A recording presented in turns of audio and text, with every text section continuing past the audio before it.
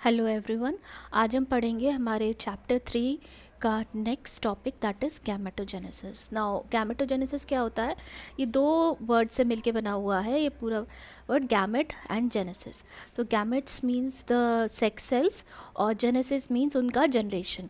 So it is gametogenesis is the process by which male and female sex cells are formed, and male sex cells are formed in the testes, whereas the female sex cells are formed in the ovaries. Now first we'll study the formation of sperms, right? जो male sex cell या male gamete है sperm, उसका formation हम पढ़ेंगे।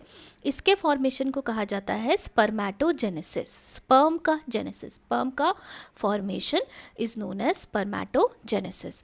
अब जो spermatogenesis है ये 3 फेजेस में होता है, ठीक है। ये पहला जो फेज़ है that is the multiplication phase, second is the growth phase and the third is the maturation phase. ये 3 फेजेस में स्पर्मेटोजेनेसिस होता है।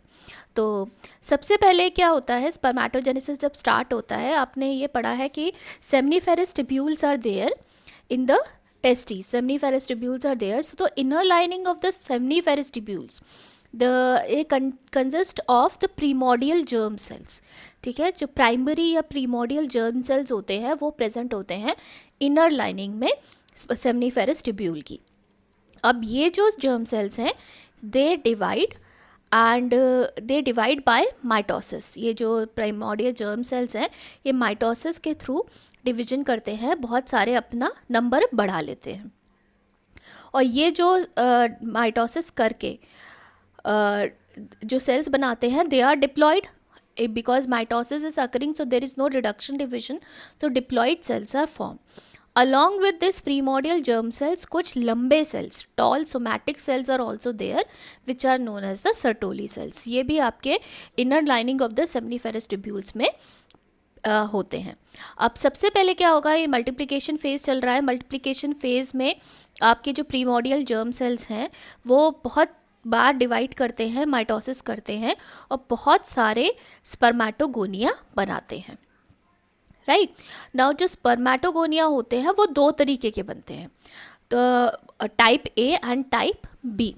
जो टाइप ए स्पर्मेटोगोनिया होता है वो आगे डिवीजन करता रहता है, यानी उसमें से और स्पर्मेटोगोनियास बनते रहते हैं, वो एक स्टेम सेल की तरह काम करता है। जबकि जो टाइप बी, उसमें से कुछ ऐसे सेल्स होते हैं जो कि आपके स्पर्मेटोगोनिया आगे जाके प्रिकर्सर्स होते हैं। जो टाइप बी है वो प्रिकर्सर्स होते हैं स्पर्म के, यानी कि वो रिडक्शन डिवीजन करते हैं, राइट। वो रिडक्शन डिवीजन करते हैं और वो आगे स्पर्म बनाते हैं। तो 2 तरीके के सेल्स बनते हैं स्पर्मेटोगोनिया में भी। एक स्पर्मेटोगोनिया ऐसा होता है जो आगे डिवाइड करता चला जाता है, जबकि दूसरा ऐसा होता है जो कि आपका आगे जाके स्पर्म बनाता है। अब जो स्पर्म बनाता है, जो स्पर्मेटोगोनिया, वो थोड़ा बड़ा होता है साइज में और उसे हम कहते हैं प्राइमरी स्पर्मेटोसाइट, राइट। उसको कहा जाता है प्राइमरी स्पर्मेटोसाइट। अब ये जो प्राइमरी स्पर्मेटोसाइट है इसको स्पर्म बनाना है, इसलिए इसमें the number of chromosome should be half, ठीक है। क्योंकि जो आपका स्पर्म है उसमें half the number of chromosome होते हैं, हैप्लॉइड्स होते हैं जो स्पर्म्स हैं। इसीलिए ये क्या करता है, मियोसिस करता है। स्टार्टिंग में ये डिप्लॉइड है, सारे के सारे सेल्स डिप्लॉइड हैं। अब उसमें से कुछ सेल्स ऐसे हैं जिनको बनना ही स्पर्म है, तो ये सेल्स के अंदर क्या होता है, रिडक्शन डिवीजन होता है ताकि इनका क्रोमोसोम नंबर आधा हो जाए। तो ऐसे सेल्स प्राइमरी स्पर्मेटोसाइट्स मियोसिस करते हैं, मियोसिस 1, राइट। मियोसिस 1 जो होती है वो रिडक्शन डिवीजन होती है। जब ये मियोसिस 1 करते हैं तो 2 इक्वल सेल्स बनते हैं जिनको जो हैप्लॉइड होती है, जिनकी प्लॉइडी हैप्लॉइड होती है, और इनको हम कहते हैं सेकेंडरी स्पर्मेटोसाइट, ठीक है। ये सेकेंडरी स्पर्मेटोसाइट बनाते हैं। अब ये जो सेकेंडरी स्पर्मेटोसाइट्स हैं ये आगे जाके दूसरी डिवीजन करते हैं, सेकेंड मियोटिक डिवीजन, जिसको हम मैच्योरेशन डिवीजन भी कहते हैं, सेकेंड मियोसिस करते हैं। अब आपने मियोसिस पढ़ा है, मियोसिस 1 और मियोसिस 2 होती है। Meiosis 1 is reductional division, where as meiosis 2 is same as mitosis, it is equational division. तो अब क्या हो रहा है कि पहले हैप्लॉइड सेकेंडरी स्पर्मेटोसाइट बने, अब उन्होंने क्या करा, डिवीजन स्टार्ट करा, दूसरा मियोसिस 2 स्टार्ट करा। तो now there are 4 haploid spermatocytes which are formed, right. 4 haploid spermato, these are known as spermatids. अब ये जो 4 इक्वल हैप्लॉइड स्पर्मेटोसाइट्स बनते हैं, ठीक है, स्पर्मेटोसाइट डिवाइड करके जो 4 इक्वल हैप्लॉइड सेल्स बनाते हैं उनको हम स्पर्मेटिड्स कहते हैं, राइट। अब आगे जाके इन्हीं स्पर्मेटिड्स का चेंज होता है into sperms. The spermatids are transformed into sperms by the process called spermiogenesis. Spermiogenesis, अब इसमें ट्रांसफॉर्मेशन कैसे होता है कि आपका जो न्यूक्लियस है, इन सेल्स के अंदर जो न्यूक्लियस है वो इलोंगेट हो जाता है। फिर जो गोल्जाई बॉडी है, इसमें गोल्जाई बॉडी एक्रोजोम बनाती है। अभी हम जब आगे स्पर्म का स्ट्रक्चर पढ़ेंगे तो उसमें आपको पता चलेगा एक्रोजोम कहाँ पे प्रेजेंट होता है। एक्रोजोम बनाती है। माइटोकॉन्ड्रिया का नंबर बढ़ जाता है, बहुत खूब सारा नंबर हो जाता है माइटोकॉन्ड्रिया का, क्योंकि वहीं से स्पर्म को एनर्जी मिलती है। फिर जो साइटोप्लाज्म है वो इलोंगेट हो जाता है, वो लंबा होके टेल बना लेता है। Flagella like tail is there present in the sperm, वो साइटोप्लाज्म से बनती है। तो ये सारे चेंजेस आते हैं एट स्पर्मियोजेनेसिस, ठीक है। जो स्पर्मेटिड्स है उनका स्पर्म में फॉर्मेशन स्पर्मियोजेनेसिस होता है, और स्पर्मियोजेनेसिस में ये सारे चेंजेस आते हैं। इसके बाद ये नरिशमेंट लेने के लिए सर्टोली सेल में एम्बेड हो जाते हैं। जो इनका हेड होता है स्पर्म का, वो सर्टोली सेल्स में रहता है, और वहीं से ये रिलीज हो जाते हैं सेमनीफेरस ट्यूब्यूल से एक्सेसरी डक्ट्स में, ये इसी फॉर्म में रिलीज हो जाते हैं, राइट। तो ये तो हुआ हमारा स्पर्म का फॉर्मेशन। अब ये जो फॉर्मेशन है it is under the control of hormones, ठीक है। जो स्पर्मेटोजेनेसिस है वो स्टार्ट होता है because of the release of a hormone which is known as the gonadotropin releasing hormone. ये हार्मोन रिलीज होता है प्यूबर्टी के टाइम पे। अब ये एक हाइपोथैलेमिक हार्मोन है, यानी कि ये हाइपोथैलेमस से रिलीज हो रहा है। तो अब हाइपोथैलेमस से रिलीज होता है ये हार्मोन, और ये पिट्यूटरी पे काम करता है, एंटीरियर लोब ऑफ पिट्यूटरी पे ये काम करता है, और वहाँ से 2 हार्मोन्स सिक्रीट कराता है। जो वो 2 हार्मोन कौन से हैं? Luteinizing hormone and follicle stimulating hormone, LH and FSH। अब ये जो हार्मोन्स हैं ये फीमेल्स में भी रिलीज होते हैं, ये मेल्स में भी रिलीज होते हैं। मेल में क्या काम कर रहे हैं?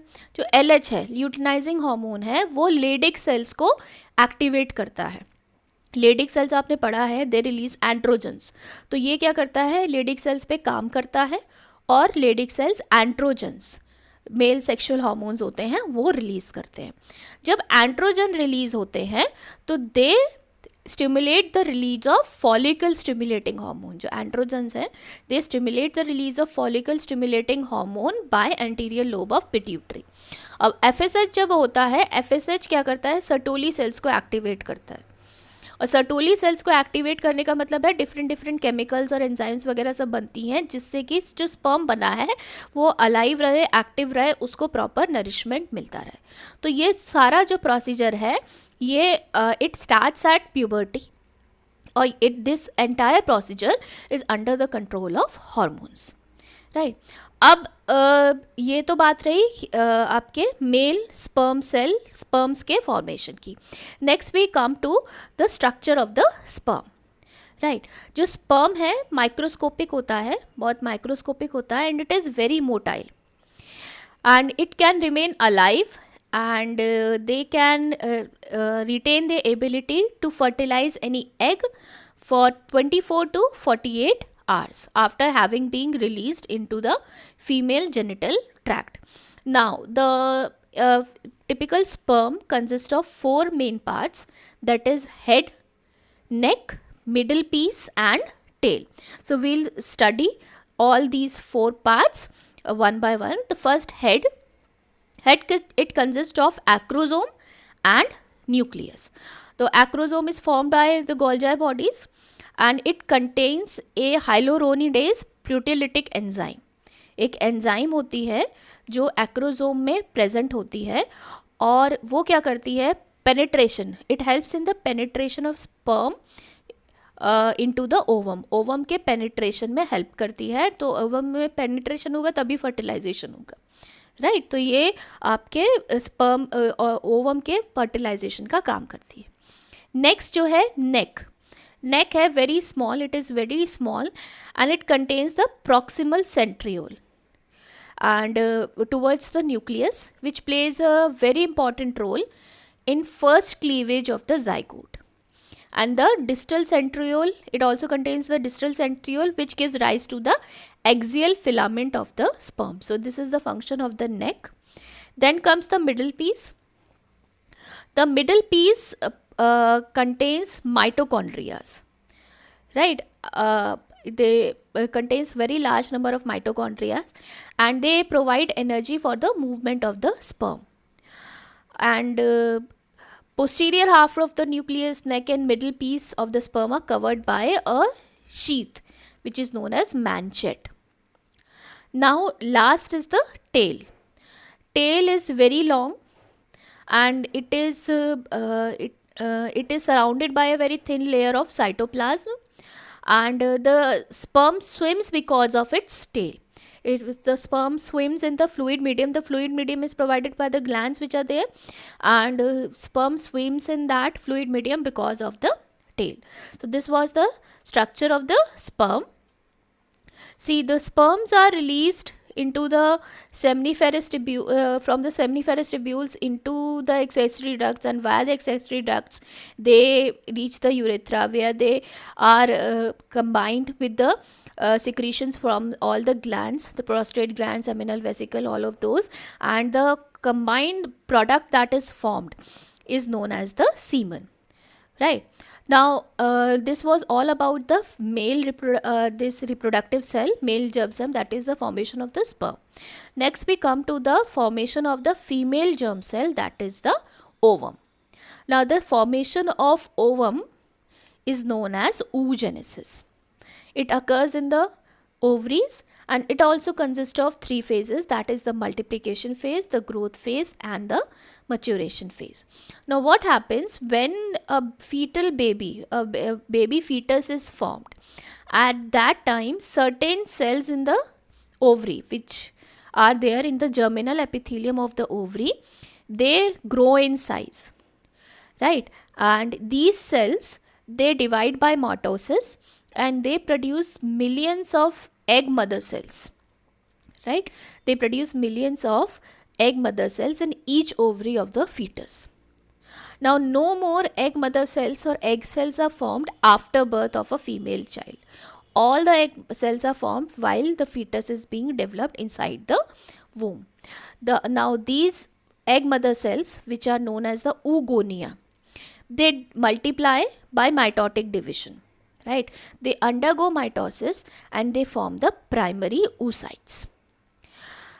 ठीक है, ये प्राइमरी oocyte बनाते हैं जो oogonia है. oogonia यानी आपके एग मदर सेल्स हैं जो बनते हैं फीटस में, वो माइटोसिस करते हैं और प्राइमरी oocyte बनाते हैं.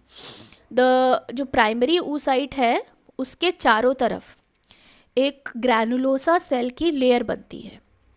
ये ग्रो करते हैं, जो इसमें इस ग्रोथ के दौरान प्राइमरी oocytes के चारों तरफ एक ग्रैनुलोसा सेल की लेयर बनती है, और ये जो स्ट्रक्चर बन के आता है इसे हम प्राइमरी फॉलिकल कहते हैं. अब वे प्राइमरी फॉलिकल, क्योंकि बहुत सारे आपके oogonia बहुत सारे बने थे, millions of egg cells were formed, ठीक है. अब उसमें से प्राइमरी oocyte बने और प्राइमरी oocyte से प्राइमरी फॉलिकल बने. लेकिन क्या होता है, ये प्राइमरी फॉलिकल डिग्रेड होते रहते हैं. जैसे when the baby is born, female baby is born, and by the time she reaches puberty, तब तक बहुत सारे फॉलिकल्स डीजनरेट हो जाते हैं. तो at the time of puberty only 60,000 to 80,000 primary follicles are left.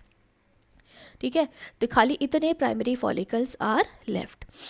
अब जो प्राइमरी फॉलिकल है और उसके अंदर एक फ्लूइड फिल्ड कैविटी होती है जिसे हम एंट्रम कहते हैं. तो एक कैविटी के साथ एक प्राइमरी फॉलिकल प्रेजेंट होता है और उस कैविटी को हम एंट्रम कहते हैं.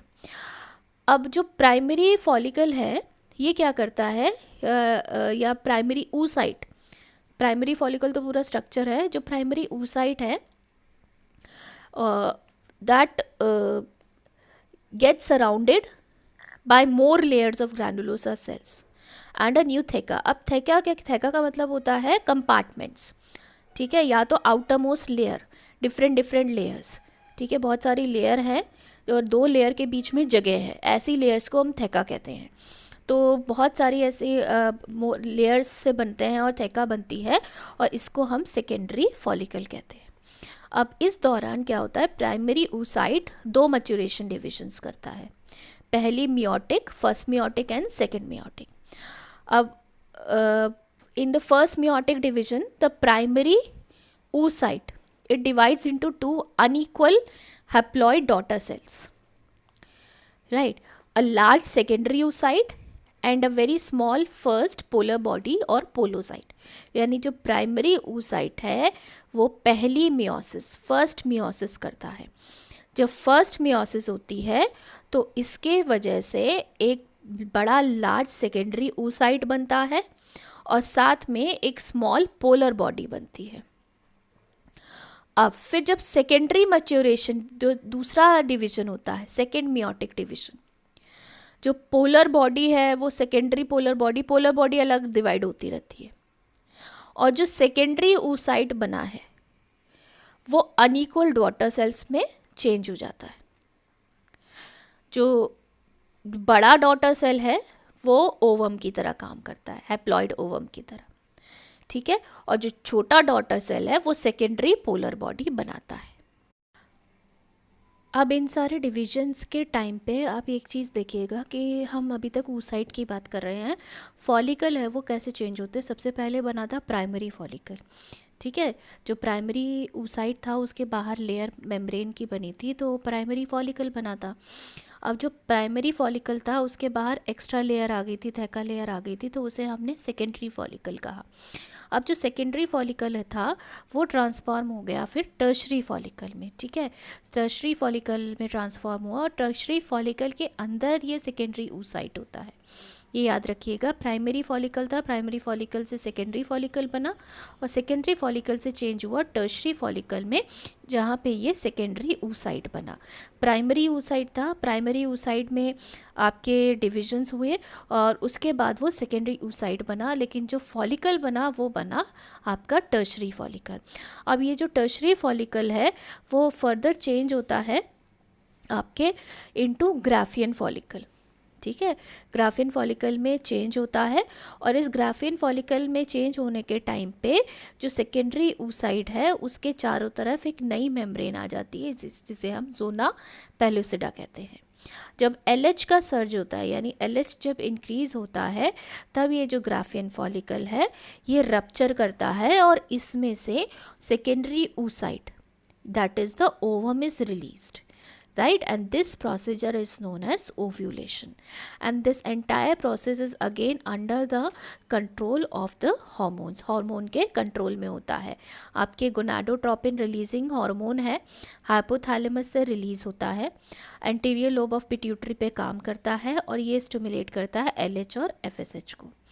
जो FSH है वो ग्रोथ, ग्राफियन फॉलिकल की ग्रोथ को स्टिमुलेट करता है, यानी ग्राफियन फॉलिकल बड़ा होता है, और ग्राफियन फॉलिकल के अंदर जो सेकेंडरी oocyte है वो भी और ज़्यादा डेवलप होता है, ठीक है, उसके अंदर मियोसिस 1 कंप्लीट होती है, और वो आपका सेकेंडरी oocyte पूरी तरह से डेवलप होता है for coming out as an ovum. अब साथ में LH भी रिलीज हुआ है, FSH भी रिलीज हुआ है। FSH जो है वो तो ग्राफियन फॉलिकल की ग्रोथ में काम कर रहा है। LH क्या करता है, LH जब बढ़ता है, जब वो रिलीज होता है तो ग्राफियन फॉलिकल रप्चर हो जाता है, ठीक है, और ग्राफियन फॉलिकल जैसे ही रप्चर होता है तो वहाँ से आपका secondary oocyte, that is the ovum, that is released, right. और इस प्रोसीजर को हम कहते हैं ओव्यूलेशन। जब ओव्यूलेशन होता है उसके बाद आपके जो ग्राफियन फॉलिकल रप्चर हो गया था तो ग्राफियन फॉलिकल चेंज हो जाता है, ओवम तो रिलीज हो गया, अब ग्राफियन फॉलिकल का क्या होगा, तो वो चेंज हो जाता है एक येलो बॉडी में जिसको हम कहते हैं कॉर्पस लूटियम, ठीक है, इसे हम कहते हैं कॉर्पस लूटियम। तो लेट मी रिकैपिचुलेट इट कि आपका जो oogenesis है that is the formation of the female gamete, right. अब जो फीमेल गैमेट का फॉर्मेशन है it takes place inside the ovary, अब ये ओवरी के अंदर आपके जर्मिनल एपिथेलियम है, उसमें कुछ सेल्स होते हैं और ये जो है ये एग मदर सेल्स का काम करते हैं। They divide by mitosis and produce the egg mother cells और द oogonia। जो oogonia है वो मल्टीप्लाई करते हैं माइटोटिकली और वो बनाते हैं प्राइमरी oocyte। प्राइमरी oocyte के चारों तरफ एक मेम्ब्रेन बनती है और उसके बाद जो स्ट्रक्चर बन के आता है उसे हम कहते हैं प्राइमरी फॉलिकल। प्राइमरी फॉलिकल बनते तो बहुत लार्ज नंबर में है, लेकिन जब तक प्यूबर्टी होती है तब तक इनका नंबर 60,000 to 80,000 रह जाता है। अब ये जो प्राइमरी फॉलिकल है इसके बाहर और लेयर्स बनना शुरू हो जाती हैं और तब इसे हम कहते हैं सेकेंडरी फॉलिकल, जब खूब सारी लेयर यानी ये बढ़ रहा है साइज़ में। अब ये जो सेकेंडरी फॉलिकल है, सेकेंडरी फॉलिकल फिर चेंज होता है, फिर भी मैच्योर होता है और वो टर्शरी फॉलिकल बनाता है। टर्शरी फॉलिकल के अंदर एक फ्लूइड फिल कैविटी होती है जिसे हम एंट्रम कहते हैं। ठीक है, एंट्रम में 2 लेयर्स होती हैं, इनर थेका एंड द आउटर थेका। अब इसी सारी स्टेज पे जो प्राइमरी oocyte है, पहले सेकेंडरी फॉलिकल बना और सेकेंडरी से टर्शरी बना, लेकिन जो oocyte है वो तो प्राइमरी रहा जो जिस स्टेज में हुआ था। जो प्राइमरी oocyte है वो आपका ग्रो करता है और पहला मियोटिक डिवीजन करता है। प्राइमरी फर्स्ट मियोटिक डिवीजन करता है। फर्स्ट मियोटिक डिवीजन की वजह से एक सेकेंडरी oocyte बनता है और फर्स्ट पोलर बॉडी बनती है। जो सेकेंडरी oocyte है, आपका जो सेकेंडरी oocyte है उसमें बहुत सारा मटेरियल होता है, साइटोप्लाज्म होता है आपका, और फिर सेकेंडरी oocyte अनइक्वल डिवीजन करता है। सेकेंडरी oocyte दोबारा अनइक्वल डिवीजन करता है, एक बड़ा सेल बनाता है जिसे हम ओवम कहते हैं और छोटा सेल बनाता है जिसे हम पोलर बॉडी कहते हैं। इसी दौरान पे जो पहली पोलर बॉडी बनी थी पहले डिवीजन से, वो दोबारा से डिवाइड होती है और वो वहाँ से 2 पोलर बॉडी बनाती है, यानी कि 1 oogonium give rise to 1 ovum and 3 polar bodies. Polar bodies do not take part in reproduction और इसलिए ये डीजनरेट हो जाती हैं।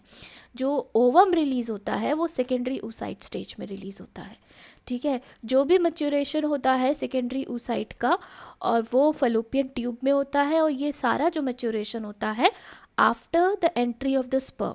जब एंट्री फर्टिलाइजेशन हो जाता है, एंट्री ऑफ द स्पर्म, उसके बाद इसमें और ज़्यादा आपका मैच्योरेशन होता है। ठीक है, so this was all about gametogenesis in the male and the female, and in the next topic we'll be studying about the menstrual cycle or the menstruation cycle. That's all for today. Thank you.